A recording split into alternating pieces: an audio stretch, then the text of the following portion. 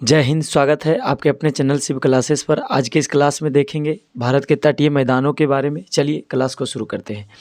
आपको दिख रहा होगा तटीय मैदान। भारतीय क्षेत्र के तटीय मैदान को भू आकृति प्रक्रियाओं के आधार पर दो भागों में बांटा जा सकता है। यदि हम बात करें भारतीय मैदानों के, तो भारतीय मैदान के तटीय भागों की बात करें तो भारतीय क्षेत्र के तटीय मैदान को भू आकृतियों के प्रक्रियाओं के आधार पर कितने भागों में, तो दो भागों में बांटा गया है। कितने भागों में? तो दो भागों में बांटा जा सकता है। तो दो भाग कौन कौन है देखिए, चलिए समझते हैं। देखिए आपको ये भारत का नक्शा दिख रहा होगा। इसमें से जो है एक है पूर्वी तटीय भाग, एक है पश्चिमी तटीय मैदान। भाग उसी को कहते हैं। चलिए अब समझाते हैं। देखिएगा जरा गौर से समझिएगा।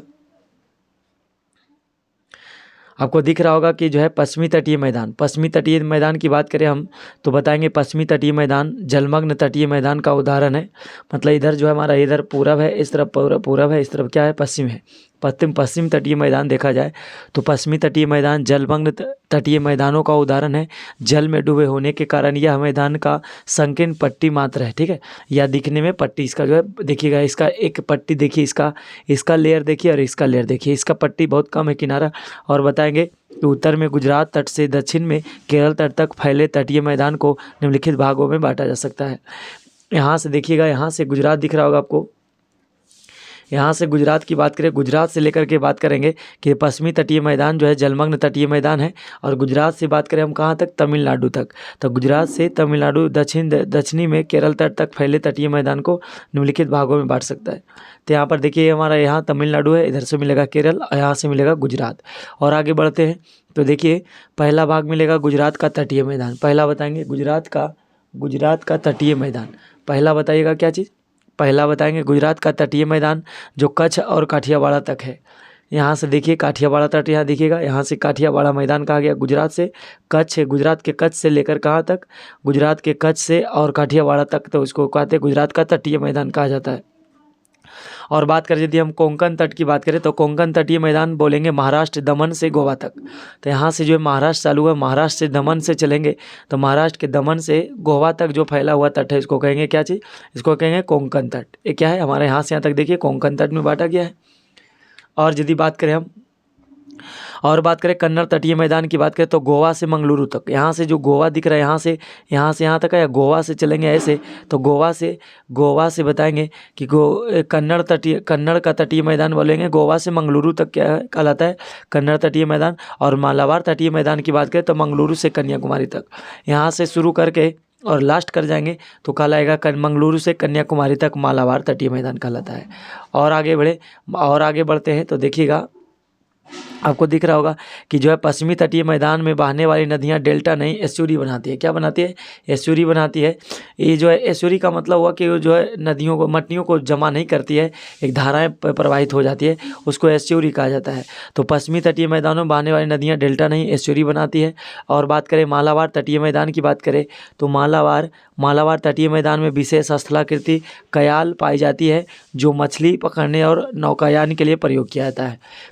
पश्चिमी तटीय मैदान में याद रखिएगा कि मालाबार तटीय मैदान में विशेष रूप से स्थलाकृति पाई जाती है। यहाँ से यहाँ देखिए ऐसे पाया गया है। और इसको जो है बैक वाटर्स कहते हैं। बैक वाटर्स जो पाई जाती है जो मछली पकड़ने में नौकायान के लिए प्रयोग किया जाता है। यहाँ से जो है नौकायान मतलब मछलियों को पकड़ने के लिए प्रयोग किया जाता है इस ज़मीन का।